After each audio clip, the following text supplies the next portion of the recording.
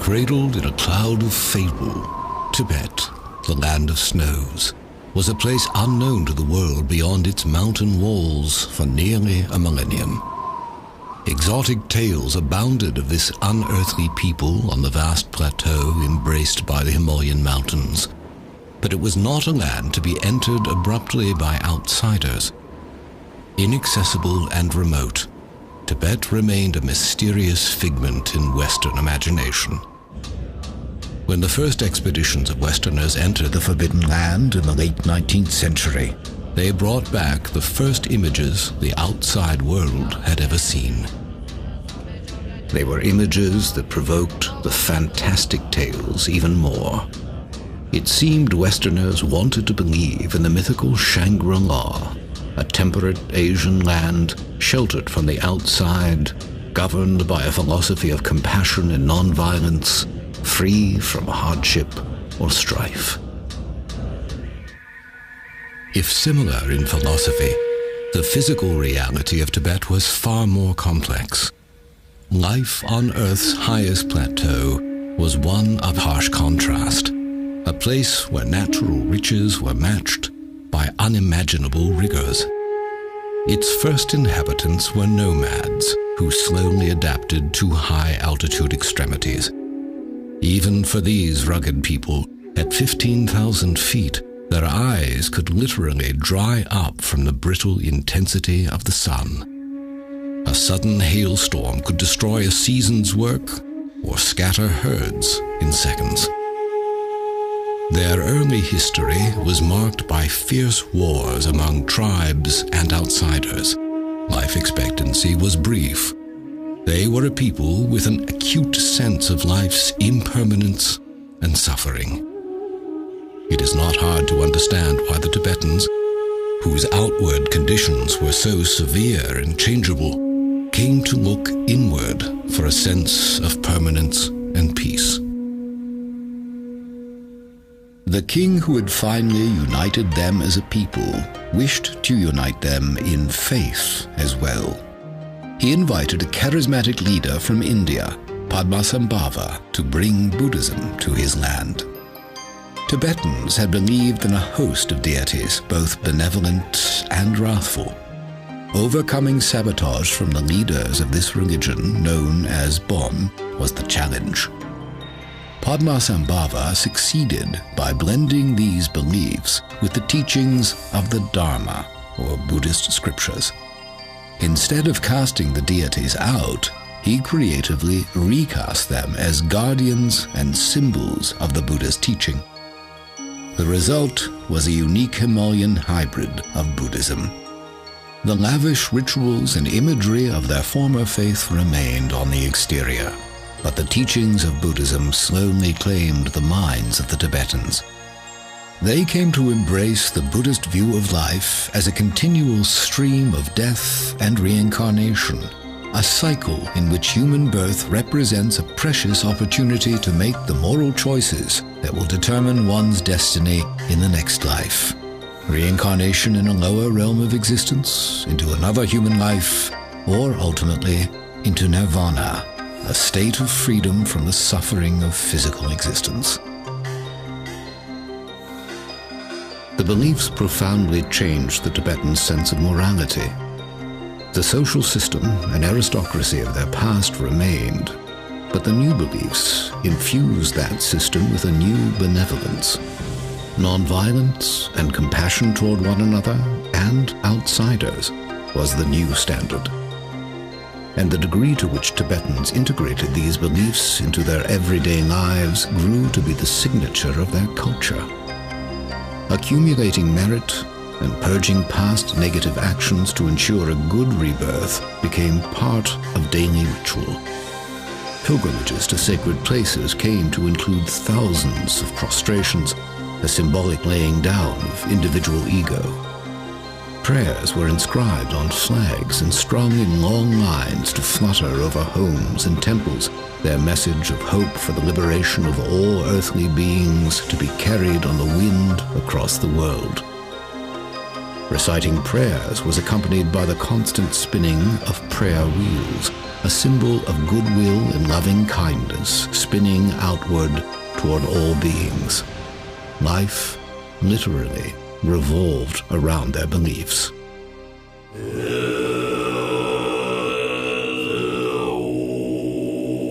As a community, they sponsored monasteries for the study and practice of Buddhist teachings. These vast structures were homes for tens of thousands of monks and nuns, publishing centers for all Tibetan society, and libraries for ancient texts. Unlike the more ascetic forms of Buddhism, the Tibetan version embraced the arts and sciences as tools toward understanding the infinite. Drama, music, art, astronomy, philosophy, and medicine were all taught at the monasteries.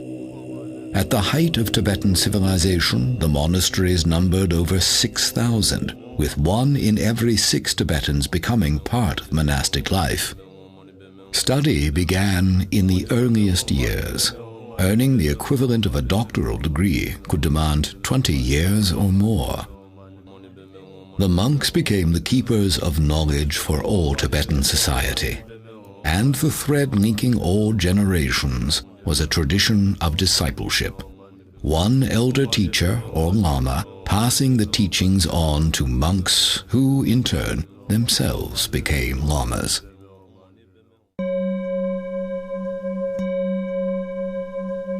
The new Buddhist beliefs also produced the most fascinating of Tibetans, the yogis. Unlike the Hindu yogi, performing contortions for the public, the achievements of the Tibetan yogi were achievements of the mind, unseen by others. The Tibetan yogi was a monk or layperson who, having studied the teachings of the Buddha as a scholar, wanted to actually experience their promise within his own mind, a state of existence called enlightenment. For the aspiring yogi, attaining enlightenment meant gaining an earthly preview of the bliss of nirvana. Through intensive mental and physical exercises in remote caves or huts, their goal was to rise above the suffering of samsara, or physical life, and discover the purest nature of consciousness.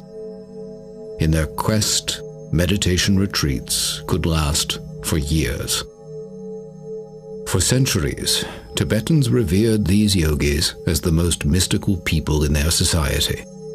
They supported their pursuit of enlightenment by providing the monasteries with food, clothing, and currency. The yogis inspired Tibetans with the hope that freedom from the suffering of physical life might indeed be attainable.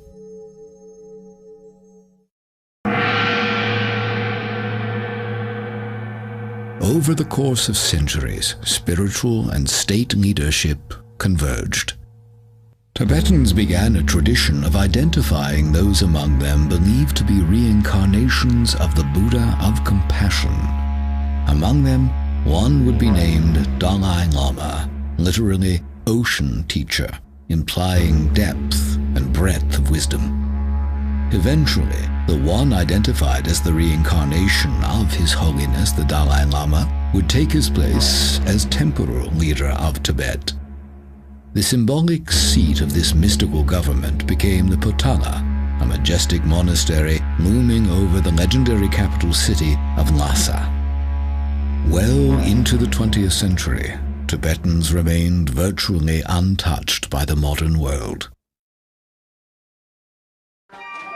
The threatening thunder of a human storm grew louder in Tibet as the 20th century progressed. The Communist Revolution swept China, and with it came a surge of interest in controlling the land of Tibet.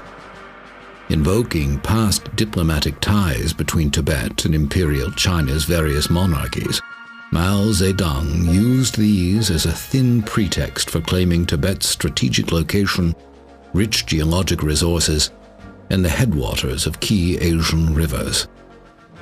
In 1949, he announced that Tibet would be returned to the motherland, vowing to fill the region with 60 million Chinese within 10 years. Under the guise of liberating the Tibetans from an archaic way of life, the Army of the People's Republic began invading villages and monasteries. The tensions of their initial occupation and opposition to religion grew into an increasingly brutal campaign to replace Tibetan practices and people with their own. The world had not yet absorbed the shock of Hitler's Holocaust, when a new one had ignited in Tibet.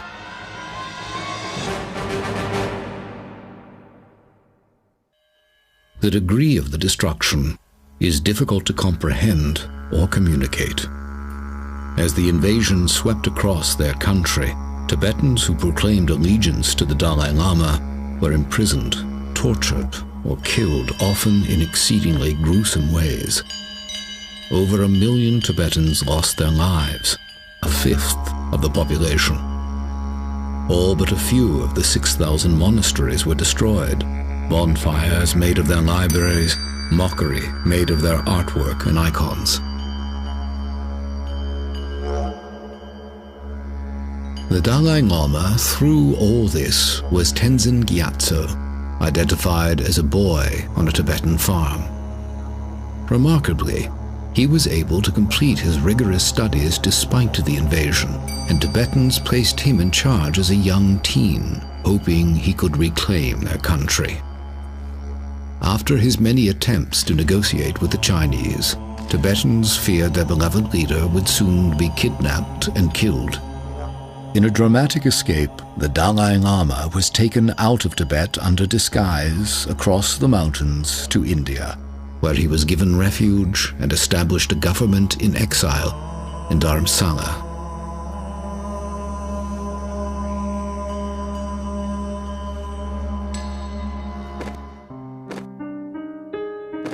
Chinese cruelty escalated in the years following the escape of the Dalai Lama, prompting a flood of Tibetans following His Holiness to India for refuge. Among them were a number of their revered yogis. After decades, the memory of that dark passage remains vivid.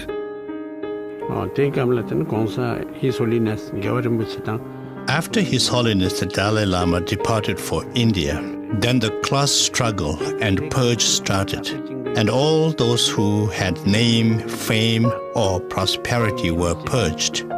They were beaten up, their hair plucked, their ears chopped off.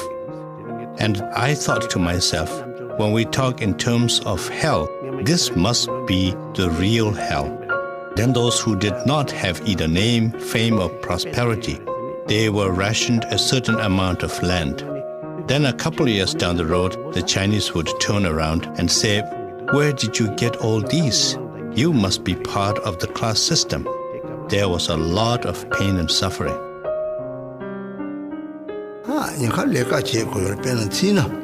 I was in Chinese prison for nearly 20 years. In the prison, instead of going to sleep, I would make a conscious effort to sit up and meditate. On Sundays, it was mandatory for everyone to sleep and keep quiet. And I would pretend that I was sleeping, but in my mind, I would meditate and quietly recite the mantras.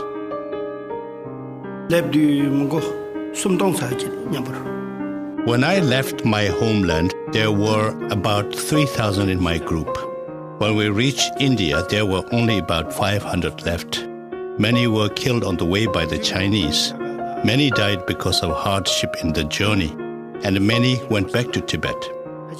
Many days we had to go without food, and also many people got hurt. If it had been under normal circumstances, the same trip would have taken 3 months. But because it was an escape during a war, it took 2 years. We had to defend ourselves against the Chinese 9 times on the way. The 4th time, my father was caught by the Chinese.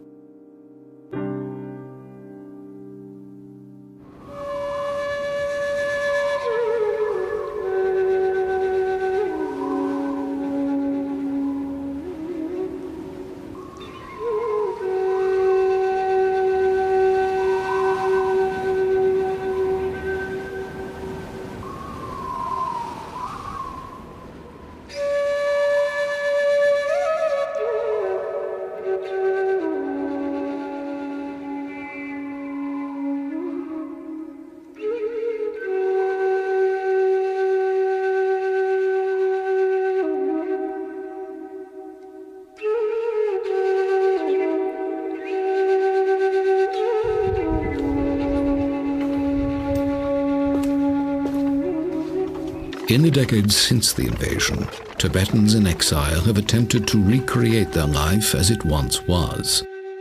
In the Indian Himalayas, there remain places sacred to Tibetans from long ago in their history that have taken on a new preciousness since the destruction of their homeland.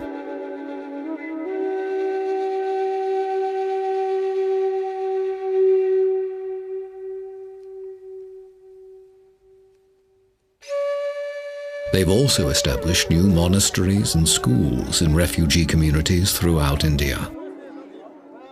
The government in exile remains in Dharamsala, working to help their people rebuild their lives.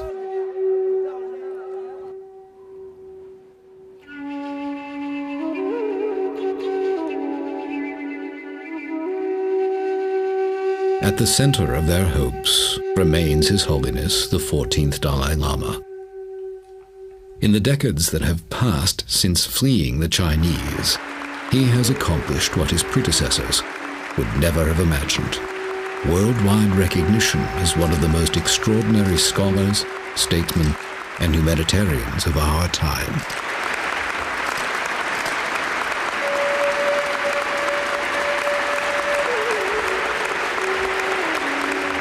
Our nation, Tibetan people, passing through very, very difficult situation, very difficult period. The period almost one ancient nation with unique and rich cultural heritage as well as spiritual heritage, now almost dying. I think, firstly, as quite a human nature, when someone, you see, who get all power, then eventually power spoil or destroy one's own sort of good quality. Then secondly, I think unfortunately, the totalitarian regimes, the communist sort of society or government system, is the dictatorship actually, I think, legalized, isn't it? So once you see this certain sort of structure, created that way, then the system or the structure itself, sometimes I think help to produce that kind of the person. Now I think the democratic China with open society, freedom of religious belief, freedom of speech, freedom of thought, freedom of information. I think that is the not only interest of the world community, but Chinese people themselves. But the destructive actions of the Chinese Communist government have not been stopped after decades of diplomatic effort on the part of the Tibetans. And as they watch the flame of their culture slowly being extinguished in their native land, the tradition of the yogis is also being extinguished. Despite the presence of monasteries and monks in exile, the complete cultural environment that produced the mind masters of the past no longer exists. Without the unbroken lineages of yoga teaching yogi, without the vast stretches of time to spend years in isolated retreat free from earthly distractions, and mostly without the devoted support of the ancient Tibetan civilization, the tradition of the yogis is nearing extinction. Once the most reclusive people in the world, they are coming forward now with unprecedented candor to preserve their legacy of 1,000 years. Living out their lives amongst us are the last of the master yogis of Tibet.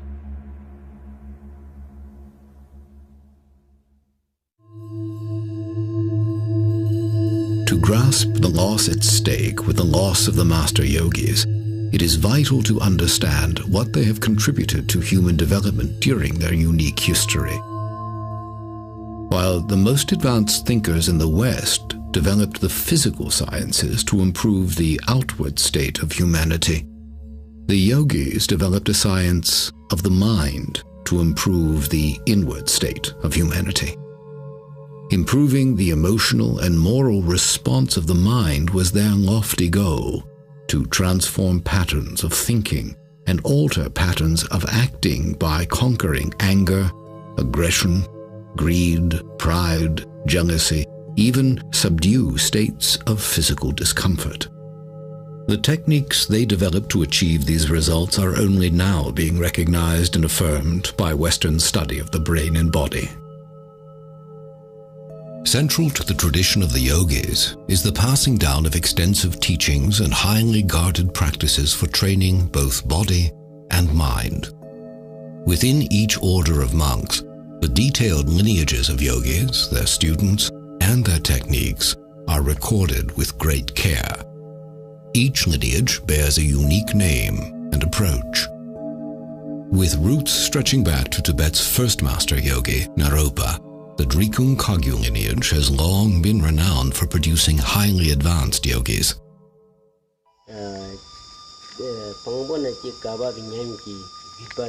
The Drikung Kagyu lineage has been running continuously without any kind of breakage in between or any kind of adulteration.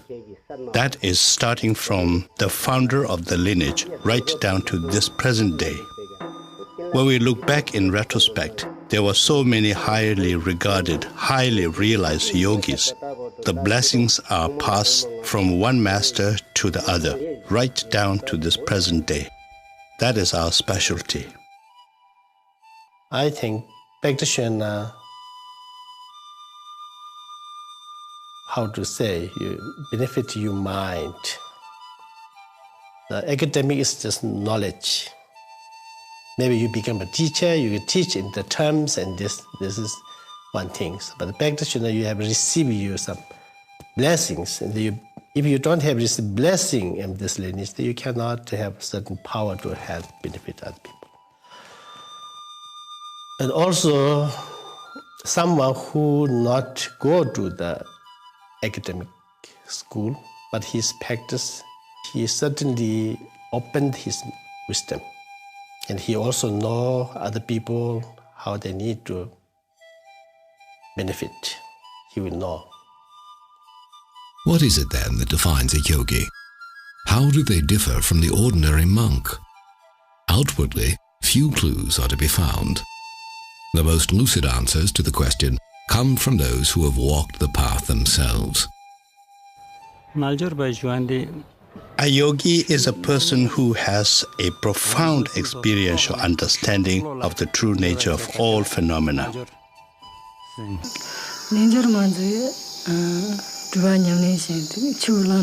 yogini is the practitioner who does extensive retreats and one who has gained experiential understanding of the teachings.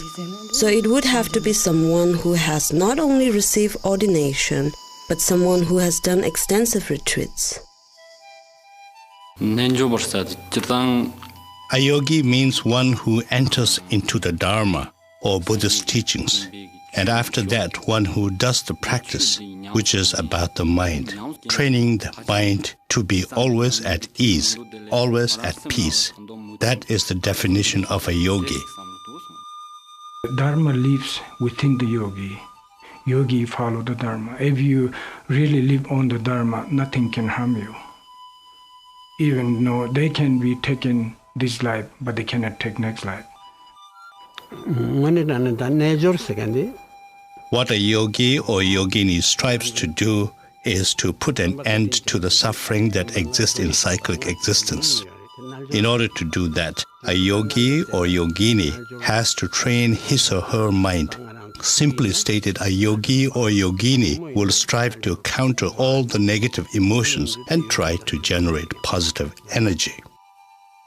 Experienced, qualified retreat person, even he remain in a street, lot of noises, a lot of people, a lot of cars there, but his mind can remain fully concentrate.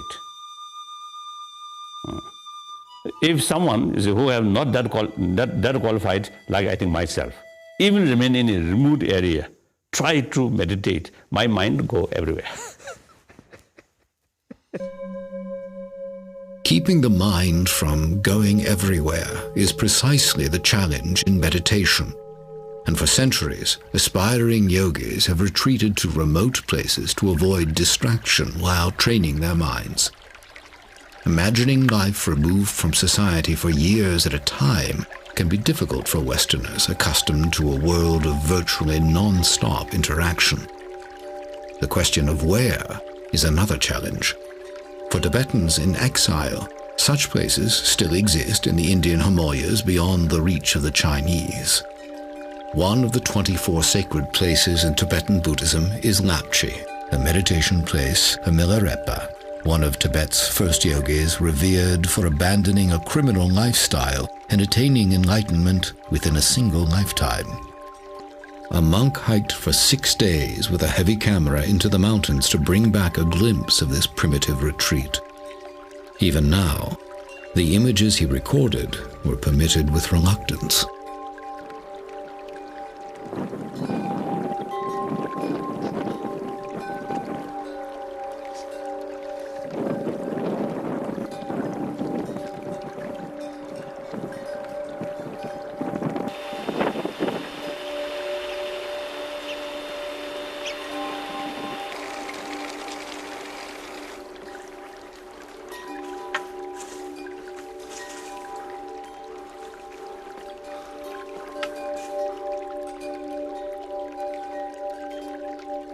If the notion of pursuing enlightenment seems vague or inscrutable, the path of the yogi is in fact quite specific.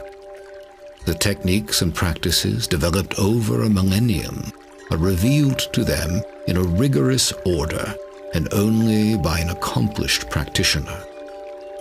Their beginning premise is that the untrained mind is like a raging elephant out of control.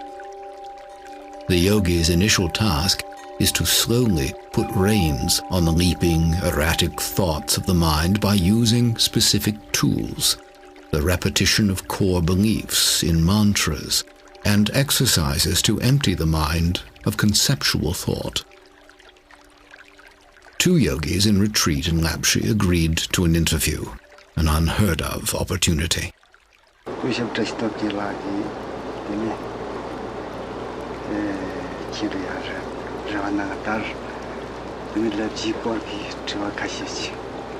You have come to Lapchi when I have taken a few days break in my retreat. This is an auspicious coincidence, and something like this can only happen because of past connections and aspirational prayers. Milarepa went on a very long retreat in Lapchi and reached enlightenment through the practice of Tummo.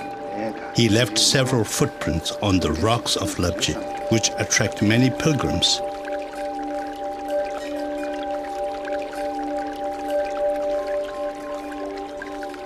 The disciples of many important masters have meditated at caves in Lapchi and the surrounding places.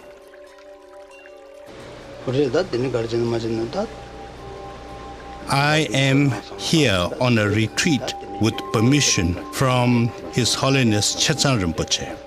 After many years' retreat, I came to the conclusion that a human being's physical constitution in particular was a big impediment for serious practitioners.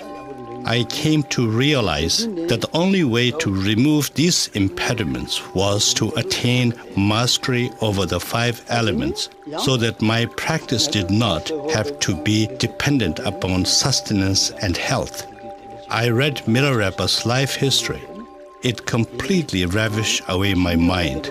I strongly aspired to master the 6 yogas of Naropa, as well as the secret prana, nadi, and bindu, the 3 main components that are important in the practice of yoga. At any cost, I was determined to train myself to be able to master Tummo or Chandali. To do this, I found that Dharamsala was not conducive to the attainment of my aspirations. I needed a teacher who could pour down in me his experiential knowledge of such practices. I wanted the result of my efforts to create and leave an indelible imprint on my mind stream that I can forever carry forward. The most difficult thing to do is remain in single-pointed concentration. bodily efforts like doing hundreds of thousands of prostrations and the efforts of speech like recitation of mantras are no problem. Controlling the mind is.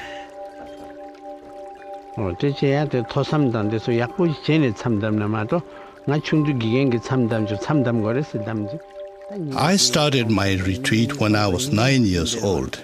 During that time, I went on a 1 month-long retreat. At first, it was very difficult for me. I was a little boy. I would count the days on my fingers, say 1 day is gone, 2 days gone, how many balance remaining? Should I go out of the retreat place? If I do, what would be the consequences? These kind of questions keep on popping up. And then, although verbally you are reciting the mantra, but your mind is really, really busy on trying to get out of the retreat place. But when you become more seasoned and more mature in your meditation and learning, things will change. Why I would like about the retreat is when you go to retreat and many weeks or many months being alone is very different. It will all subside our desire, anger, attachment. At the age of 17, I entered monastery. Now from that day onwards to this day, I worked for the monastery for 2 years. Aside from that, I have devoted all my times ever since the age of 17 on retreats and meditation. There's no such thing as sleep when we are in a retreat. And there is a particular box made, and we sit cross-legged in there. And we sit in that position whether it is day or night. We can break up our practice into 4 slots of time. And during that time, we may rest, but we will not get out of the box. We will continue sitting in that position all the time.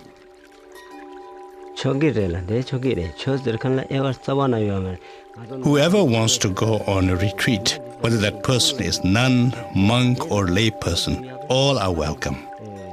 The dispensation of Dharma teaching is like the sun's rays. It is for everyone to enjoy.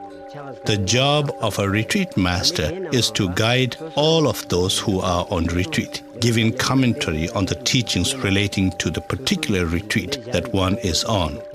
How many sessions a retreat person has to do in the course of a day, what kind of visualization, what method of meditation, how one should do the mantra recitation, what are the graduated paths to this particular practice. So these are the kinds of things a retreat master will guide those who are on retreat. Once you come out of the retreat after 3 years, 3 months, 3 weeks, and 3 days, you are a different person.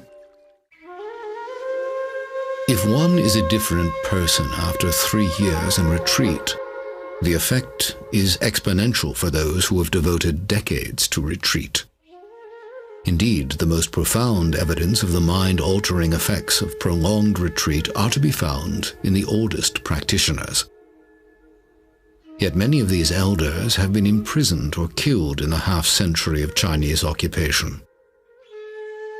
Perhaps the oldest living Tibetan yogi is Drulong Rinpoche, possibly the most revered yogi alive today.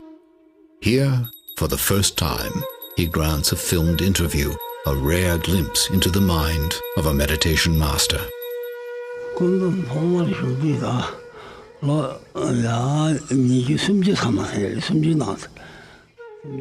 Now, I have meditated for a very, very long time.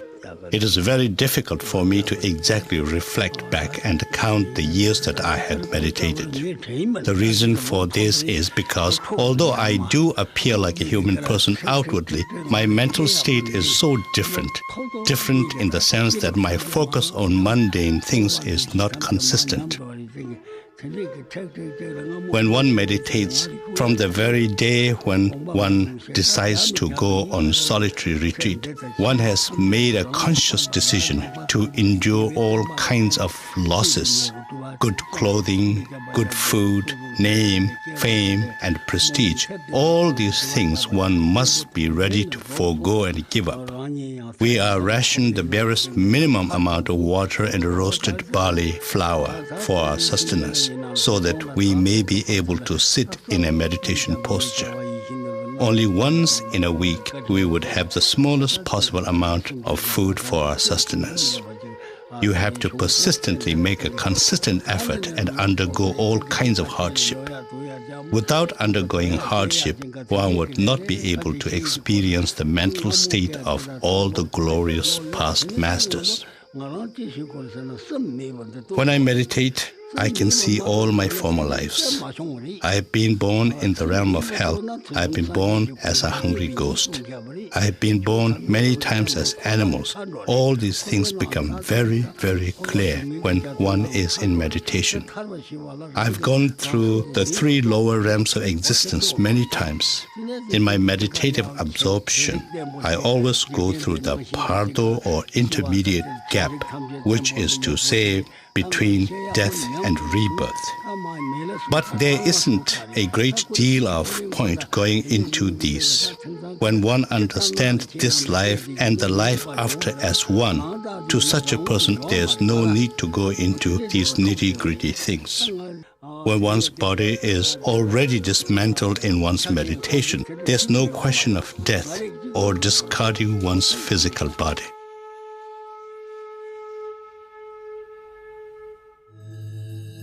The disciplined mind, then, becomes a powerful tool in its own right, enabling the practitioner to become aware of the subtle energies of the body, then master them through the breathing and physical postures known as yogas. Modern Western medicine has documented the mental powers of these meditation masters. One such practice, tumo, was developed for generating body heat in the icy caves of Tibet. Yogis who have mastered tumo are capable of immersing themselves in icy lakes and, 15 minutes later, producing visible steam rising from their robes.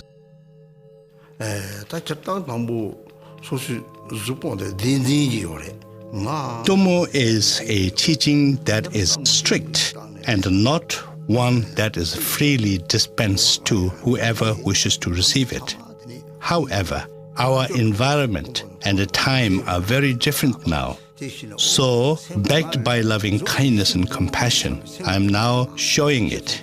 And to me, it's not a violation of our yogic vows. Tumo is a practice that will bring about bliss and happiness, psychological as well as physical. The visualization is a lot simpler. When you visualize yourself as a fully blown up balloon that is hollow, then you visualize a little object inside you, glowing and generating heat. It is a very useful tool to help oneself and heal oneself. Other yogas were designed to benefit bodily health and to improve the length and quality of one's precious lifetime. While many basic yogas have been taught in the West for years, many of the more difficult and exotic yogas have been kept secret to preserve their purity. One such practice, Trulkor, was developed for opening the wind channels of the body, the pathways of energy associated with breathing. Through the practice of Trulkor, the yogi is able to improve breathing functions, help the body release toxins, and clear the mind. The filming of this demanding practice was permitted with great reluctance. In order to learn this thoroughly, it takes at least 2 years. But then you cannot leave it at that. You must do the practice all the time. Unless I'm traveling, I do the exercise 2 hours every day. And now I have one request. This is a very secret practice, so I must ask you to advise the viewer to not try to imitate me. If they do, there is a danger for their health and well-being. Because this is so secret, We must learn it from a particular teacher who can give the teaching from the beginning to the end thoroughly.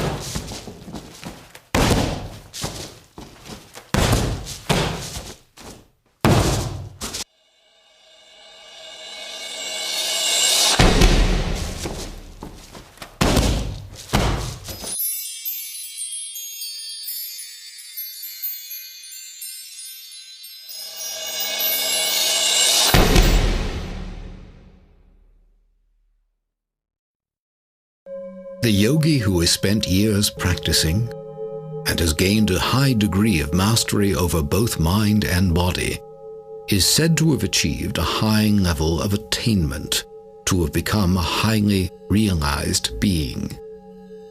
Their powers are sometimes said to extend into the realm of the paranormal. Such supernatural stories have swirled around the Tibetan yogis throughout their history, thickening the cloud of mystery surrounding them.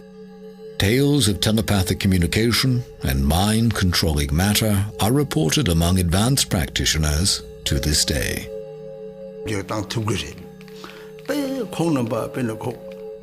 The highly realized yogis can, of course, alter situations.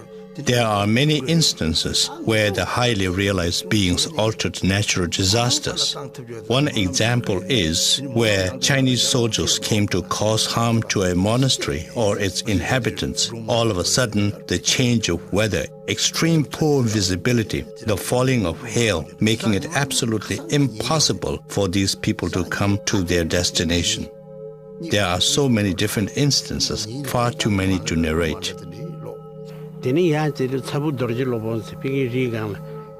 is a most wonderful and sacred meditation cave where it is said Guru Padma Sambhava meditated.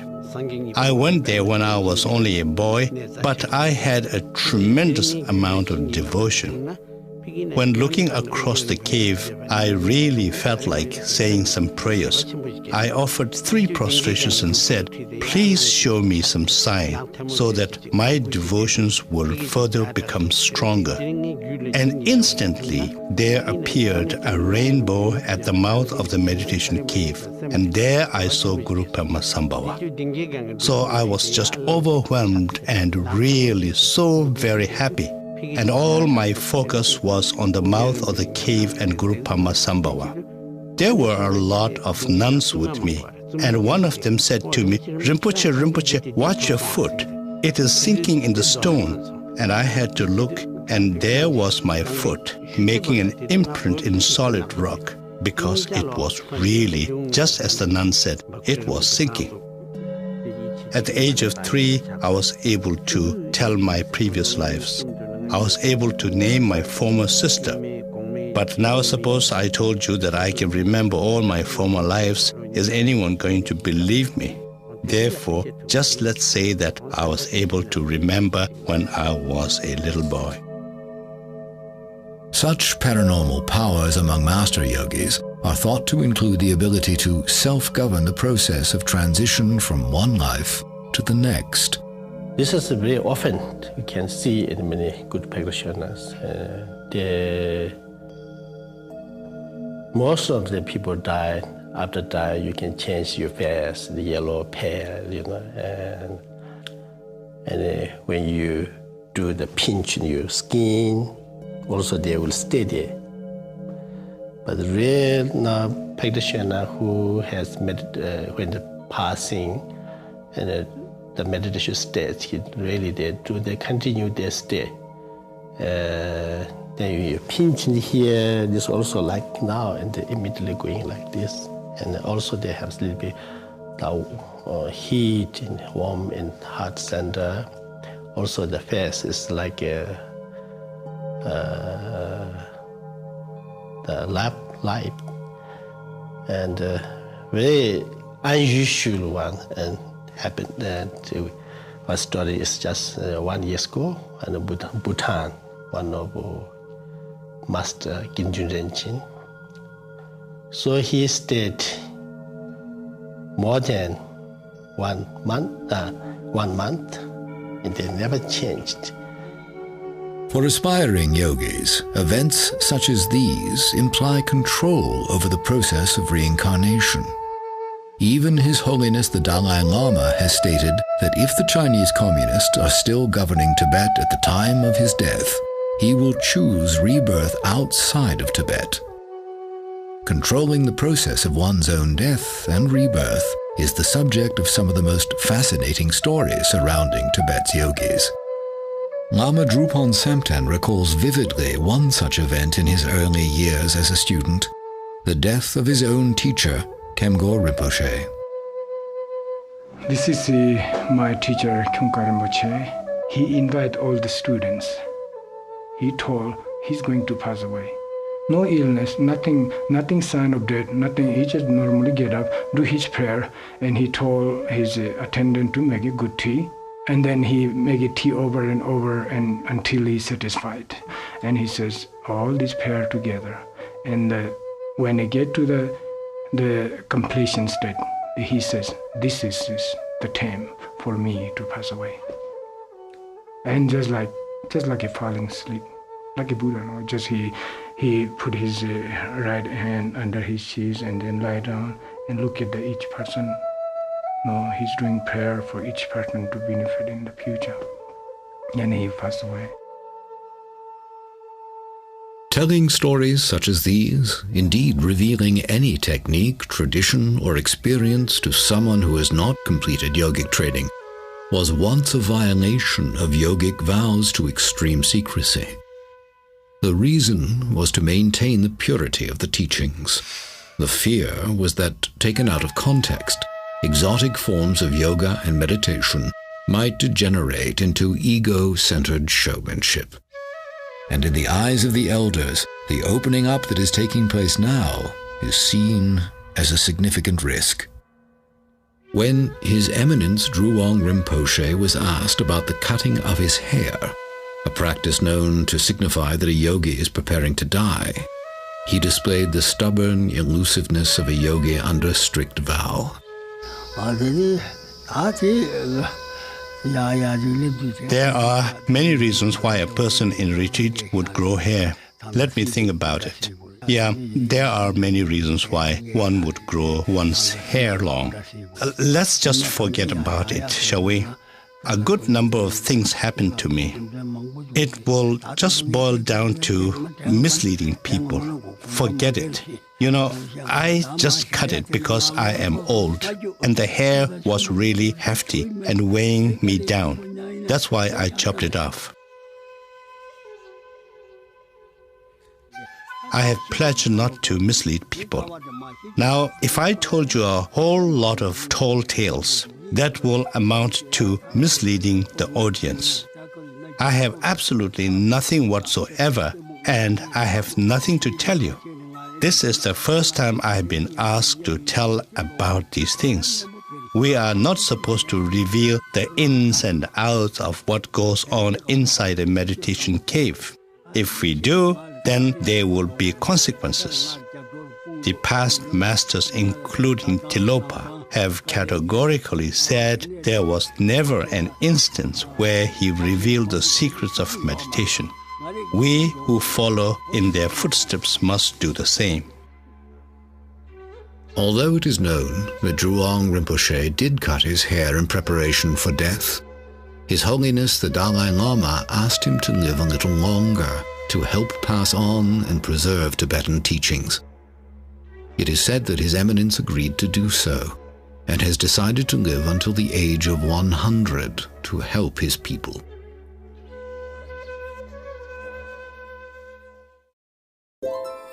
Beyond feats of mental, physical, or even supernatural control, perhaps the most impressive accomplishment of the Tibetan yogis is maintaining a stance of compassion and peace through a half-century of persecution. The teachings of loving your enemies and praying for those who persecute you are familiar in the West, but are, few would argue, among the hardest to practice. Skeptics may well point out that feelings of love and peace may be easily generated when you're by yourself in a cave, but not when you're coping with the human conflict inherent in real life. Yet, the claims of the Tibetan yogis have been put to the extreme test in the Chinese Holocaust. How does one retain compassion in the face of raw cruelty? Some use the ancient the text stated or says, the one's own enemy is the best teacher. Now, one example. So one old monk who in previously the Namgyal monastery, one monk of the Namgyal monastery. Now he spent almost 18 years in Chinese Gulag after 59. So after he released from the camp, eventually he joined with me here. So then one day I casually asked about his experience in the Gulag. Then he told me a few occasions he faced some danger. And I asked, what kind of danger? I thought danger of his life or something like that. Then he answered me, danger of losing compassion towards Chinese. So, that's we as a practitioner, we deliberately should try to keep compassionate attitude towards one's own enemy is very essential. I don't blame the people of China. I blame their policy or their culture because it's a communist culture. The culture is at fault, not the people. In the ways of what we call samsaric beings, in the ways of the ordinary people, lay people, if I followed that, yes, obviously, yes, there would be sadness in my heart. And there were a lot of sufferings that were brought about to a lot of people and to myself. But as a practitioner who believes in the cause and effect, I'm a very, very happy person. I have no grudge against anybody. I have no grudge against the Chinese people or the Chinese government. Whatever befell on an individual, it was because of his past karma.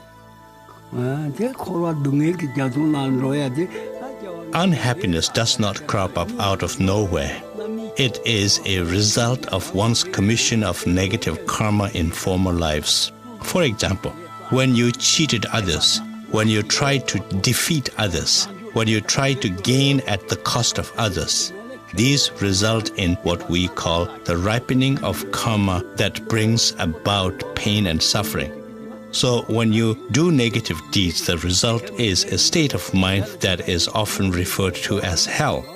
When you have done positive deeds, it brings about happiness. I was born after the Chinese operation in Tibet. I am upset with them, and I am sad because the Chinese have been very ruthless to Tibetan people and my family. You name it, they have done it. At the same time, they have destroyed so many monasteries in Tibet. Maybe it is because I am still young and my practice is not strong enough yet. Maybe this is why I am upset with the Chinese. As an antidote to conquering very strong negative emotions, we would resort to doing the sevenfold Vairocana posture meditation. There are different wind energies inside a human person. In one posture, the wind which enables us to excrete waste enters into the central nerve channel, eliminating some of the negative emotions. When you broaden your shoulders and sit upright, the nerve or vein-related winds enter and get rid of ignorance. When your neck is slightly bent downwards at an angle and you touch the tip of your tongue on the palate, then fire-related wind enters and dissipates desire. When you lower your eye a bit so you almost see the tip of your nose, the space-related wind enters and gets rid of egocentric pride. When you sit cross-legged and remain in single-pointed concentration, then water-related wind enters and helps get rid of jealousy.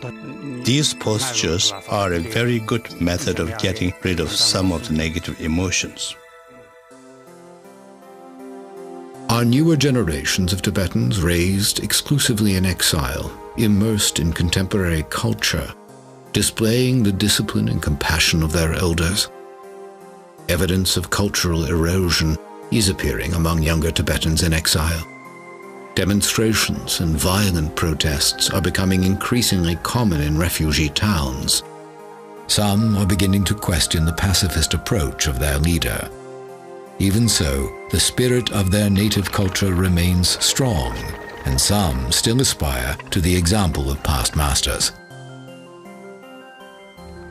In our life, we do many different things, we are in different professions, but we all have a single goal, and that is to be happy.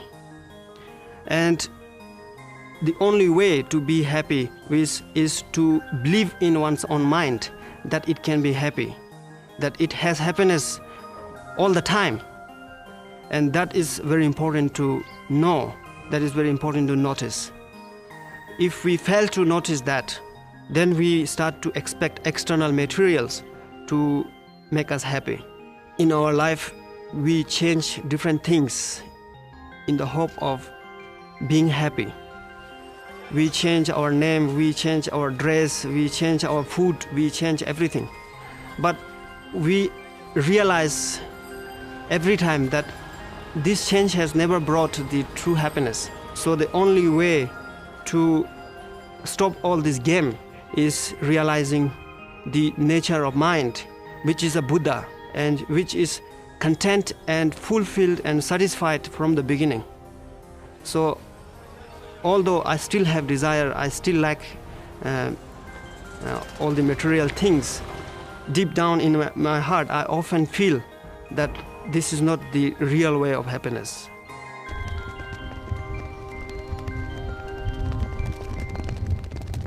Yet even the most earnest efforts of these young practitioners cannot maintain the tradition of the yogis as it once was.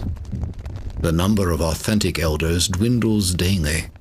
The best the younger generation can do is preserve the practices of their ancestors, the shadows of a total lifestyle that will never again be possible.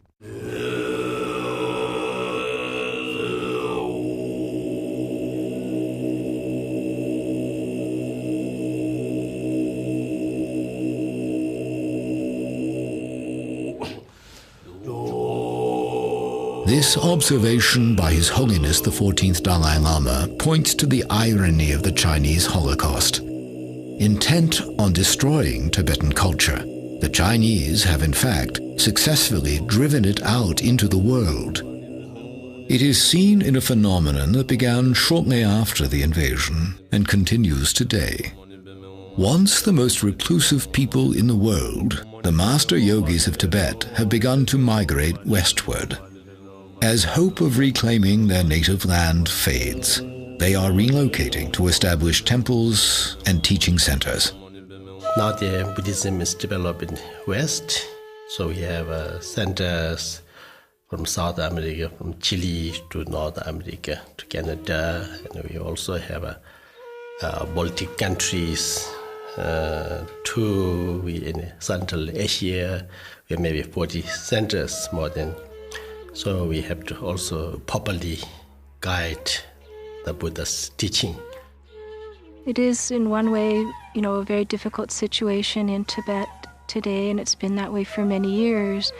But from that, we have so many wonderful teachers and examples that have come to the United States, Europe, and different countries to make Buddhism available to us. One day His Holiness the Dalai Lama called me down and said, well, this is time now. It is time for you to actually come out of retreat. And now your time has come to benefit all beings. Listening to that advice, I ended my retreat. And from that day onwards, to this day, I have visited so many countries, and I have taught so many countless number of people. And it was absolutely as His Holiness said. I benefited so many people, and I keep on going strong. Now, since I came to the United States, it has gone 5 years. The job of all Dharma practitioners is to help other beings. In countries like India and Nepal, there are many lamas, and teachings are readily available to the population. And this case does not apply in the United States and other Western countries. The main point of the teachings is the generation of loving kindness and compassion. And I hope to help people in the United States and teach them loving kindness and compassion. Arizona has become home to one such center, a growing facility where Tibetan yogi Garchen Rinpoche guides the teachings. Now, where the adobe dwellings of Native Americans once stood, clusters of retreat huts, temples, and teaching rooms hug the rugged terrain of the Chino Valley. In them gather people from all walks of Western life, from many faith traditions, there to learn what wisdom this ancient people might have for a weary modern society.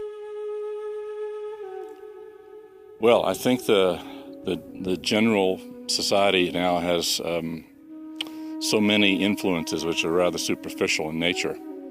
And even though we theoretically have a lot of extra time, more and more I think people are finding that the different distractions and things that they do are not particularly meaningful to them. And so they're searching for something else to give their life meaning. Here we saw all the technology. We see all the rich people. We have all the money. We can, whatever you want, the food, Chinese, all these different, you can get. But then people find out that having material, having technology is really not answer your inner question and not fulfill ultimate goal. And therefore, they have this kind of spirituality. Or say human society, there's love and compassion is the only way to bring peace and happiness. Garshin Rinpoche teaches patience a lot. Like, your worst enemies are your greatest teachers because they teach you patience. They teach you definite patience. And during school and when I'm at home, like, I have a 2-year-old little next door neighbor and he just gets on my nerves all the time. And so it's like, it gives me a lot of patience to practice. If I have a bad day, it makes me think about my bad day, reflect on my bad day, and there's a part that you should do every night. Like, you think of 2 things that you did bad in that day and try to fix them the next day, and then you think of 2 things that you did good that day and you try to do them the next day as well. I think it's very bad, it's very sad that we're losing yogis and we're losing someone who can connect us with our own enlightened nature. And from other point, those realized masters that comes here and comes to other countries can teach other people, and it was not possible before. And even there are so many people who even would not think about Buddhism until they would meet realized master.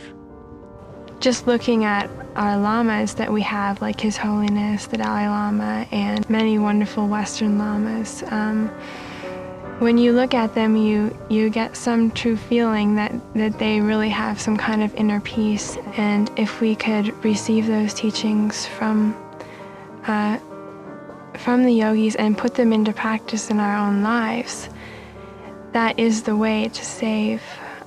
That is the only way to save the lineage of the Tibetan yogis. And that's the most important thing to do, I think.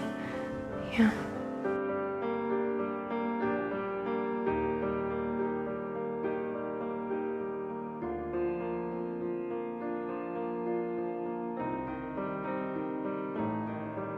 The lamas who have come to the West are still adapting to the pathways and parameters of this new life. And their questions remain. Will the filming and sharing of techniques lead to abuses? Will self-styled lamas and bogus practitioners exploit Western interest in Tibetan Buddhism and mislead people? Is the form of their faith destined to dissolve in the ways of the West? The devotees of the Dharma hold, but even if the tradition of the yogis and other outward expressions of Tibetan Buddhism die out completely, the teachings of the Buddha will survive.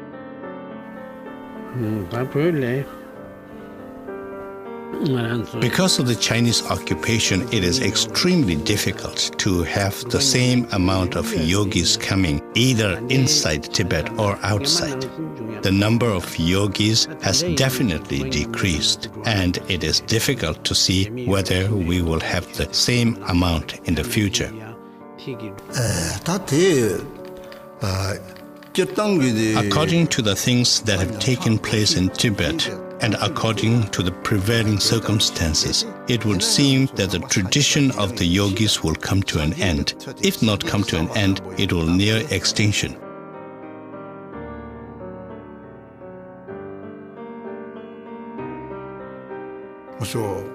However, we are very confident that whenever there is a dip in the progress of the Buddha's teachings, there will be a proportionate recovery. So in that respect, I have faith that we will recover from it.